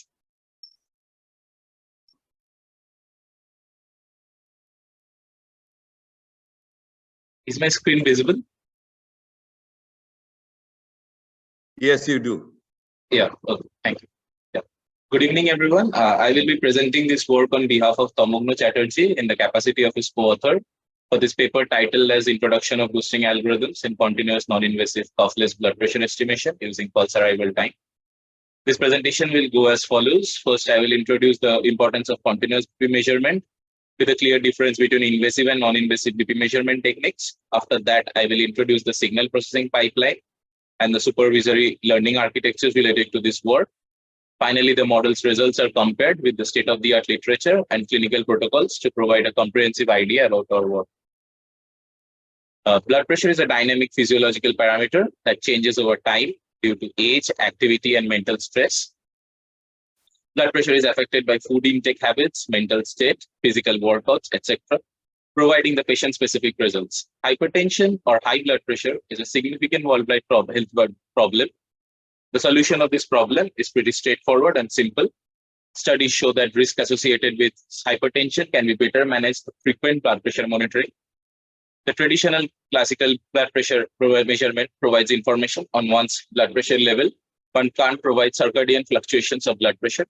As per the World Health Organization reports, high blood pressure causes nearly 7.5 million deaths and about 12.8% of worldwide deaths per year. In this line, by 2030, annual direct medical costs associated with cardiovascular disease would project to a helping of 1,044 billion USD, subsequently lost productivity costs, and would exceed around 275 billion USD. There are two different methods for blood pressure monitoring. One is cuff-based methods and another one is cuffless methods. Firstly, I will introduce the cuff-based methods. Commercially available blood pressure devices are based on this oscillometric method that uses an inflatable cuff. However, the inflatable cuff is not feasible for long-term BP measurements due to discomfort caused by repeated inflation and deflation. Similarly, continuous blood pressure assessment methodologies are broadly classified into two segments, invasive or gold standard and non-invasive. The invasive methods require skilled physicians and has a high chance of triggering infections in patients. And this method is strictly limited to ICU and clinical settings. Non-invasive methods such as auscultation and oscillometry rely on conventional cuff-based method techniques and are time-consuming and introduces patient discomfort and limits the patient's mobility due to the inflatable cuff. Cuff-based methods are non-invasive, such as volume clamp and applanation tonometry, and also inflict discomfort to patients and are highly susceptible to motion artifacts. Cuffless BP estimation methodologies have emerged as an attractive surrogate in the continuous blood pressure monitoring process. This measure initially relies on the information coded on biomedical signals such as ECG, PPG, and ABP signals. The measurement of BP moves around multiple cardiovascular parameters based on the cuffless BP estimation techniques such as pulse arrival time, pulse transit time, pulse wave velocity or PWV, which are proved effective in measurement as introduced by previous literatures. I will introduce them one by one. PTT and PWV measurements are closely related. PTT as in pulse transit time. During traveling around the peripheral arteries, the artery's arrival time of pressure pulse at the proximal and distal sides of the arterial tree, and the difference between this time interval gives the pulse transit time. Although PTT-based methods are promising, the wave propagation theory behind the PTT measurement via the MK or the Hughes equation is controversial. The experimental results gives that the elastic modulus used in the MK equation depends not only on blood pressure, but also on age of the central arteries. At the same time, blood pressure and smooth muscle mainly affect peripheral elasticity. Therefore, reliance on the relationship between elastic modulus and blood pressure alone dramatically impacts the accuracy of pulse transit time-based BP estimation models. The alternative for the pulse transit time or the transit time calculation is the pulse arrival time. A PAT is usually defined as the time delay between the ECG R peak working as the proximal signal and the PPG's characteristic point working as a distal signal. 4 different points on the PPG waveform are usually chosen as a characteristic point for calculation of the pulse arrival time, namely the PPG peak, the PPG foot, the PPG D peak, and the PPG DD. Here D stands for the numerical derivative of the PPG signal. Similarly to PTT, multiple definitions are available for PAT as shown over here: PAT-F, PAT-M, and PAT-P. PAT can be called as the sum or equivalent of PTT, the pulse transit time, and the pre-ejection period of the cardiac cycle. The pre-ejection period or PEP comprises the time needed to convert the electrical signal into a mechanical pumping force, as well as the isometric volumetric contraction of the left ventricle to open the aortic valve. To propose what we have done, we have used the Mimic2 database provided by PhysioNet. Each data file contains a standard bipolar lead to ECG signal, a fingertip PPG signal, and the invasive ABP signal. The signal span was reduced by extracting the signal between the first and the last 10 seconds based on observing the clinical setup in an ICU. The first few seconds of the readings are affected by the patient's movement, hence they were removed. From the extracted signals, a 60-second long window is selected randomly for further extraction. The final dataset contained 90 records corresponding to 90 different patients.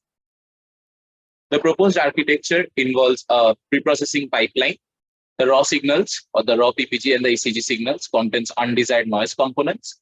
Hence, a preprocessing block was absolutely necessary to denoise and enhance the signal's quality.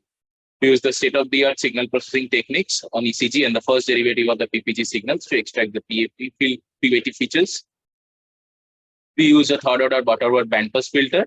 The reason behind choosing this filter is that they are more computationally efficient, and nonlinear phase responses are used that may lead to distortion in signals and have adverse effects on the accuracy of PAT measurements. Hence, to avoid this pitfall, a non-causal forward-backward fashion manner is used to apply these filters in a fixed zero-phase response.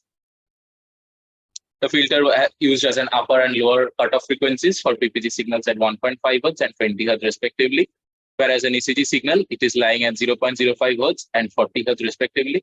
The cutoff frequencies were determined after a thorough inspection of the spectrogram of both the signals.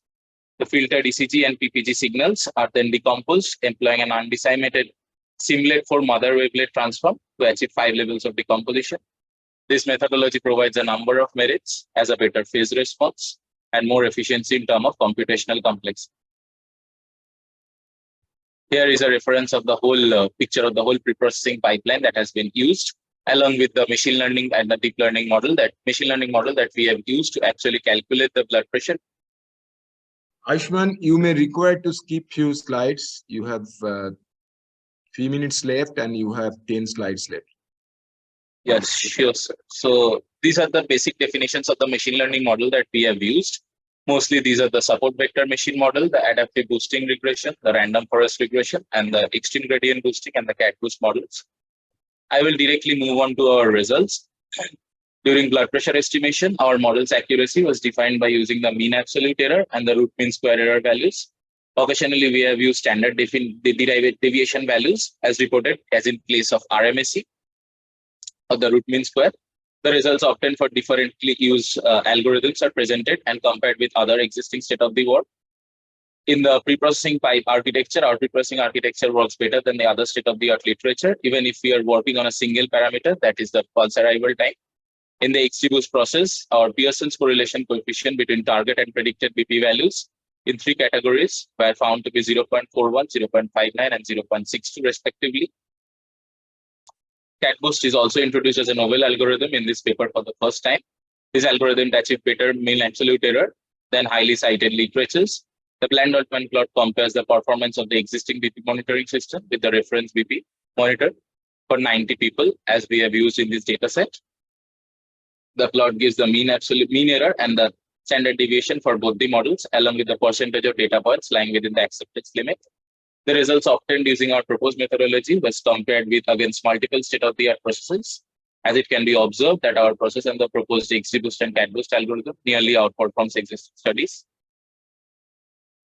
The results obtained using XGBoost and CatBoost algorithms are validated against both the BHS, the British Hypertension Society, and the ARMY standards.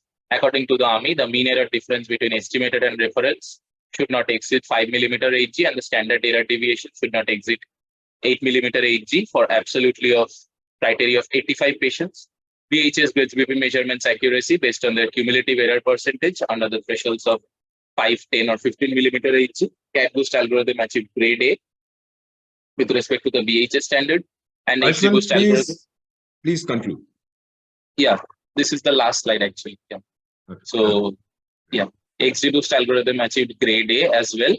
So these are the results that has been mentioned in table 3 and 4.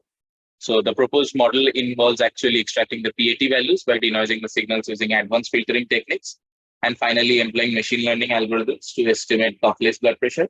The results were validated against ARMY and BHS protocols. Our proposed model is built on a single feature, and we are focused on how much accuracy we can achieve with this model. In the future, we will go for a morphologically relevant multi-parameter based estimation, where multiple parameters will be introduced and newer algorithms based on machine learning and deep learning will be respectively. So these are the, I guess no references has been given in this presentation. I thank you very much for watching this presentation. I would like to thank Tomogno for preparing the slides. Thank you. Thank you, Vaishwan. As Tomogno is absent today, so I'll take the liberty to skip the question and comment opportunities. So let me invite Ayush Prabhudas, mechanical engineering 4th year. Yes, sir. Please, Ayush. Sir, is my screen visible? The screen is visible, but yeah, now it's fine. And make it Can you full screen. see the Make chain? it full screen. Yeah, fine. Carry forward. Yes. Good morning and evening, everyone, respected alumni and my dear batchmates. I, Ayush Prabhudas, final year student of Department of Mechanical Engineering, welcome you all to my presentation on impact on heat transfer rate due to an extended surface on the passage of microchannel using cylindrical ribs with varying sector angle.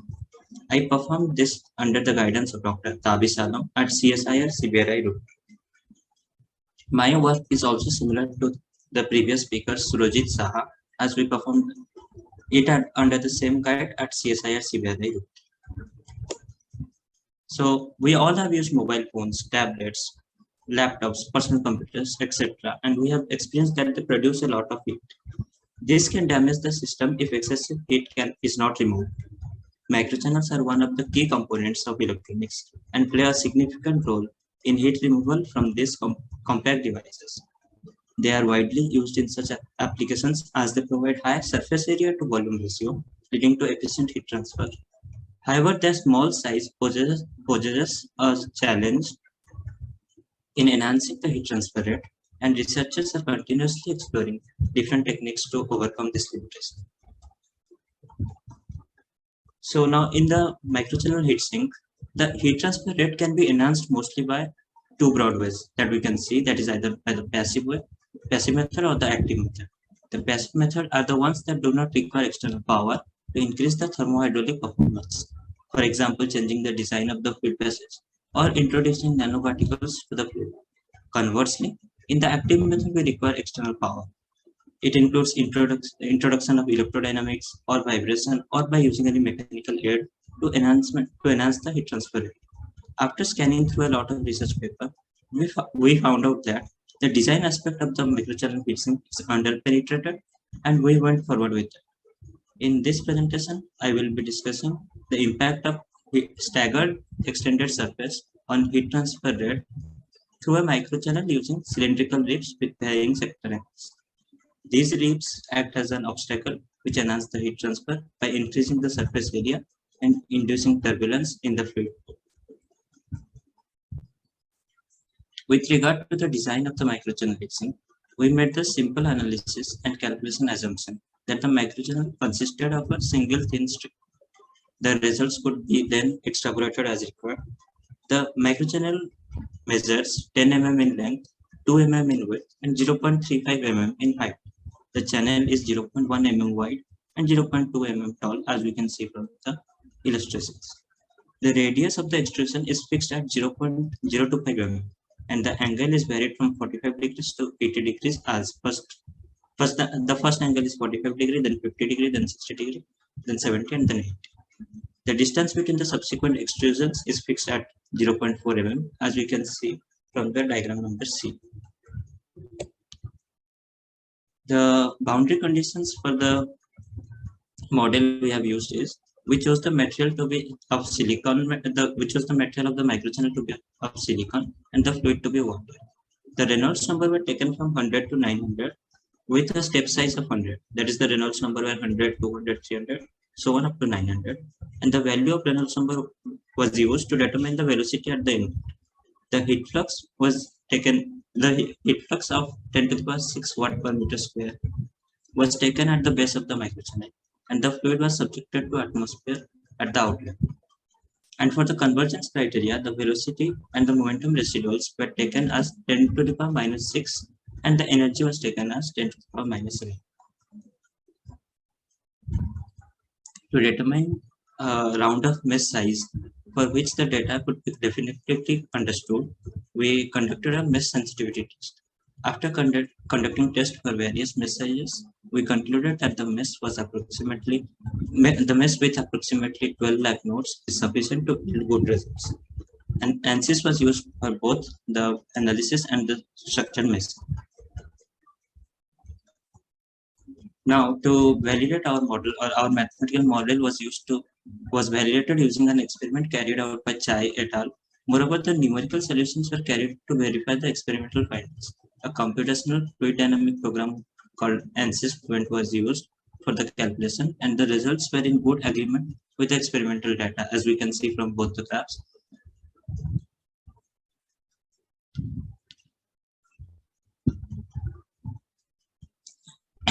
Now for the results, at different angles, it is evident that the trend of Nusselt number is steadily increasing, and with the Reynolds number. However, for the Reynolds number values, the largest Nusselt number value are found for an angle of 80 degree, while the lowest value is identified for an angle of 45 degree. Coming to the second graph, the Nusselt number versus pumping power. Regardless of the sector angle, it can be seen that the Nusselt number rises with the pumping power. Yet at an angle of 80 degrees, the Nusselt number increases at the fastest rate with pumping power. On the other hand, when the angle is 45 degrees, the rate of increase of Nusselt number values with pumping power is the lowest. Moreover, at an angle of 80 degrees, the maximum Nusselt number is seen for a given pumping power demand. In the temperature of the base versus Reynolds number graph, or the first one, we can see that it is demonstrated that as the Reynolds number increases, the base temperature decreases at all angles. When Reynolds number are low, the temperature drops quickly, while greater Reynolds number produces an asymptomatic result for angles. Looking at the second graph, the Nusselt number versus area, it is evident that at all Reynolds number, it can be seen that the Nusselt number rises as the heat transfer surface area increases. The rate of Nusselt number rise with convective heat transfer area, however, is what matters the most. When the region corresponds to rib sector angle increase from 60 degrees to 80 degrees, we can see that the Nusselt number then increases significantly. So from this we infer that the enhancement of the heat transfer occurs as a result of the creation of turbulence and formation of eddies around the rib, and increase in the total convective surface area of MCHS, and an increase of the angle. So as every other model, our model has some limitations. and which include, first we can say that it is the manufacturing complexities that the microchannel heat sink require besides manufacturing techniques to manufacture, since the size is very small. And then the microchannel heat sink have a very high pressure drop compared to the conventional heat sinks due to their small size. This leads to increase in pumping power requirement, which decreases the efficiency. And microchannel heat sink are limited to the type of working fluids that can be used to either means the because of the small size and the potential for the fluid phase change. So it is evident that the convective heat transfer area plays an important role in Nusselt number enhancement. However, significant enhancement in Nusselt number is observed due to the flow turbulence when angle changes from 60 degrees to 80 degrees. In addition to this, all values of thermohydraulic performance parameters are found to be greater than 1. Hence, from the present work, it can be inferred that the design changes made makes the microchannel better than the traditional one. In the end, I would like to take a moment to express my gratitude towards my guide, Dr. GAABESU, who is the senior scientist at CSIR Ranchi. It was an honor to have the opportunity to work under his guidance. I would also like to extend my appreciation to Dr. Mukesh Kumar, Department of Mechanical Engineering, Mastership, for his constant support and guidance. Furthermore, I would like to thank GAABESU for giving me the platform to present my work. Thank you again for your time and attention. I hope you found my presentation informative and valuable. These are some of the references that I have used. Thank you.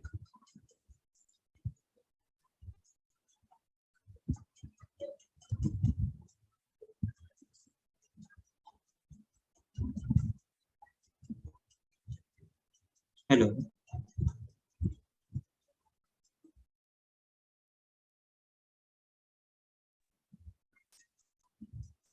Am I audible? Yes, you are audible. Partha, you have to unmute yourself.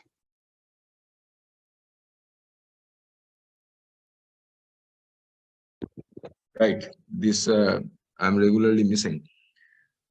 In fact, I invite couple of questions from the audience because Ayush has completed quickly.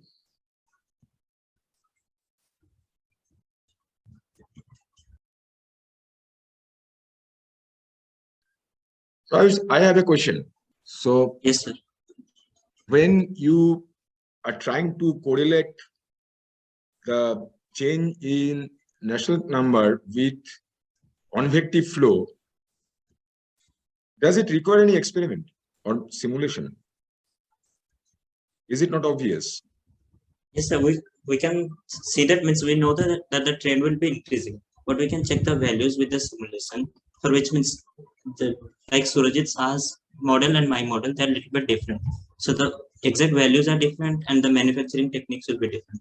So both the models can be used in different. And my point is you have created some particular profile in your channel, right? So yes, yeah, it is understood that there is influence of convective flow, but what about conduction? It is both that matters. If I say that conduction has reduced, if I put it the other way around, that there is not much significant change in convection, but there is significant reduction in conduction. Sir, am I wrong about this? I'm not very sure.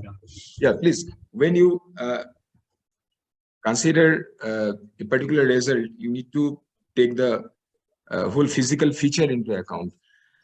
Thank you, Ayush. As such, it is a good word. So now I'll invite Srishti Shahu, metallurgy 4th year. Srishti, are you there? Yes, sir. You can. Yeah, absolutely. Yeah, carry forward. And you have 12 minutes, huh? Okay, sir. I'll keep that in mind.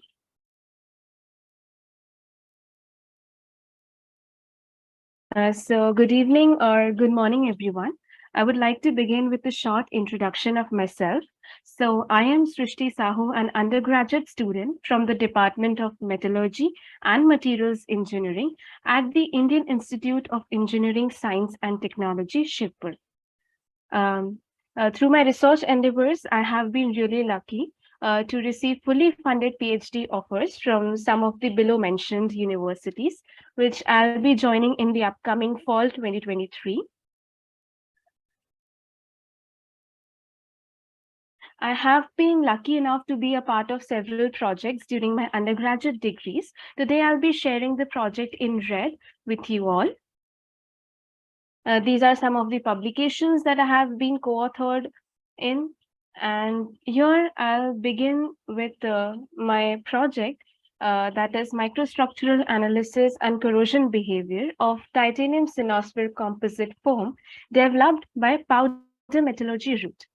So we have all come across bioimplants made from titanium and its alloys. Just like a coin has its two sides, bioimplants containing titanium and its alloys have certain advantages as well as disadvantages. Some of the advantages are its biocompatibility, high strength to weight ratio, and corrosion resistance. But on the other hand, its high Young modulus acts as a hindrance. A Young modulus, by the way, in simple words, is the measure of stiffness in the material. Since these alloys are quite stiff, it can lead to the failure of the implant due to the mismatch of Young's modulus between the implant and the human bone. So to come up with a solution and to try to develop a material with lower Young's modulus, while not compromising on the other properties, from a literature survey, our group came up with a titanium foam that is formed by introducing gasifiers or space holders. Titanium composite foam has previously been developed successfully by powder metallurgy routes or melting and casting and various other routes, which I'll not be focusing on. Notable studies in this regard include the development of titanium foam by a lot of materials like magnesium, NaCl, urea, etc., etc. Among these space holders, cyanosphere is considered as an attractive candidate because of its availability on a larger scale with a wide size range, and that too with low cost. As a result, mixing cyanosphere particles of different sizes opens up the possibility of introducing pores with varying ranges of size. In addition, due to its hard shell, cyanosphere, when added to the solid matrix, retains its shape and size even after compaction and sintering and going through all those processes that we have done in the project. So it has been reported that process parameters such as the nature of the space holder, particle size, size distribution, sintering time and temperature play a vital factor in determining the properties of the titanium foam. Thus, in this project, we aim to develop titanium cyanosphere composite foam through the powder metallurgy route and investigate the effects of processing parameters on microstructure, porosity distribution, and corrosion rate of the composite. To prepare the samples, titanium powder was mixed with 3 different sizes of cyanosphere particles, that is less than 150 micrometer, 150 to 212 micrometer, and more than 212 micrometer in a proportion of 75:25 in a tumbler mixer for 24 hours. Then solution was prepared. Then the solution was compacted in a cylindrical shape by using a cylindrical die, and was then finally sent for sintering to give proper strength to the samples for different time periods and temperature. We did it for different time periods and temperature because we wanted to observe what all the changes or the effect the time and temperature has on these composites and their properties. So once the samples were prepared, different characterization techniques were used to observe their properties. Some of the characterization processes that we carried out were field emission scanning, electron microscopy, X-ray diffraction, electron dispersive spectroscopy, and some polarization tests to determine the corrosion properties of the samples. Today, I would only discuss about the most important characterization results due to a time crunch. Here are some of the SEM images for samples with different sizes of cyanosphere particles. When the size is too small, that is less than 150 micrometer, the cyanosphere particles were partially melted due to the formation of different types of defects. While if the size was too enormous, then it leads to the initiation of cracks and its propagation during sintering, even at low temperatures. So thus the optimum size was found out to lie between 150 and 212 micrometer. That is the images given on second number. Moving on to the next slide. Here I have added a graph showing the variation in the potential corrosion rate of different samples, which were sintered at different temperatures for different time periods. From this figure, we may conclude that the samples showing the highest resistance to corrosion in terms of corrosion rate, which is minimum, corresponds to samples with sinosphere particles ranging between 150 to 212 micrometer. That is the middle range for all temperatures and sintering time. It can be noted that the corrosion rate is least affected by temperature, but the sintering time has a substantial impact on it. Here's a graph showing the trends in pitting potential. It can be observed that the results are similar, that is, samples with sinosphere particles ranging between 150 to 212 micrometer are least susceptible to pitting corrosion. To conclude, composites containing sinosphere particles between 150 to 212 micrometer show minimum defects and maximum resistance to corrosion, and hence can be declared as the optimum particle size of sinosphere particles for the development of titanium sinosphere composite foam. Thank you everyone for listening. That's all from my side.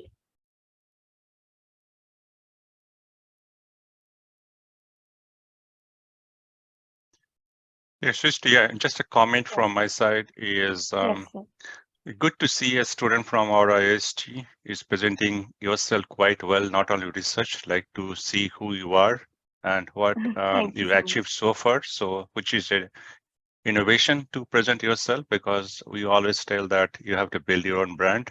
I'm very happy to see you already building your brand very early of your career, and congratulations to getting into an IV, which is a thank you so much, sir. A dream for everybody. My ask will be a little different. I have seen many of our students graduating from GAABESU, IIST Shibpur, arriving in the top North American universities, but he lost them once they arrived at, say, US, Canada, even go to IISc or Kanpur. I like to see you come back next year, give your 5 minutes of journey, saying that from Shibpur to Ithaca, Cornell, and give a 5 minutes presentation to our then students presenting next year. And I like to contact you so that you share your story to inspire other students. That will be an honor, sir. Thank you so much. Okay, Partha, the stage is yours. Right. So, is there any question from the audience? The students are there to ask questions to your fellow friends. If it is not there, Srishti, I have a question. Which corrosion medium you have used? Sir, it was a Heinz salt-based medium, so we used that. Why corrosion is important for bioimplants? So it's going in our body, and it's really important to test all the parameters, whether it's biocompatible, whether it will create any problems after going in our body. So corrosion is one of the most important. There are structural features which are related to corrosion as well as osseointegration. So when you are using a bioimplant, naturally you are interested about maximizing the osseointegration. Osseointegration, I think you are familiar with. You are working in bioimplants. So the way cells and tissues are attached to the implant. So that also requires certain porosity, certain opening. So until and unless you balance these two at a time, your design, from design perspective, you are not justified. So this is a composite foam. It will have porosities. It will have a porous structure. So your question is thereby answered. As long as it is porous structure, you are providing channels for corrosive fluids to move into and do everything they want to do. But at the same time, that's why we tested it out. But at the same time, you need porous structure for cells and tissues to penetrate and to get attached to it. So these two are factors which you need to balance. You have seen one on the side, the other side remains. So thank you. Thank you, sir. Thank you, Srishti. So, Shapon, it is over to you now to conclude.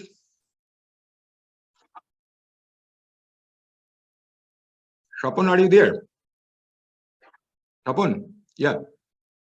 Okay. Thank you, Partha, and thank you everybody in the audience, all the students. We conclude this session in couple of hours. This entire recording will be uploaded to our GAABESU YouTube channels. So all the students, you can share your recording to your friends, or you can, and point to your LinkedIn profile that you presented to a global audience. Thank you again, and let's conclude. Thanks, everybody. Thanks, Shapon, for championing this for so many years, so many decades. And today we celebrate actually 25th year of this scholarship program of alumni giving back to the institute and upcoming engineers like you. So one more time, congratulations to all of you, and thanks to everyone, especially Partha for steering this through this journey. Thank you. Thank you, Bhimendra. Thank you, everybody. Particularly, I congratulate all the students, and you encourage your juniors to participate in this program so that it becomes more competitive, right? Thank you.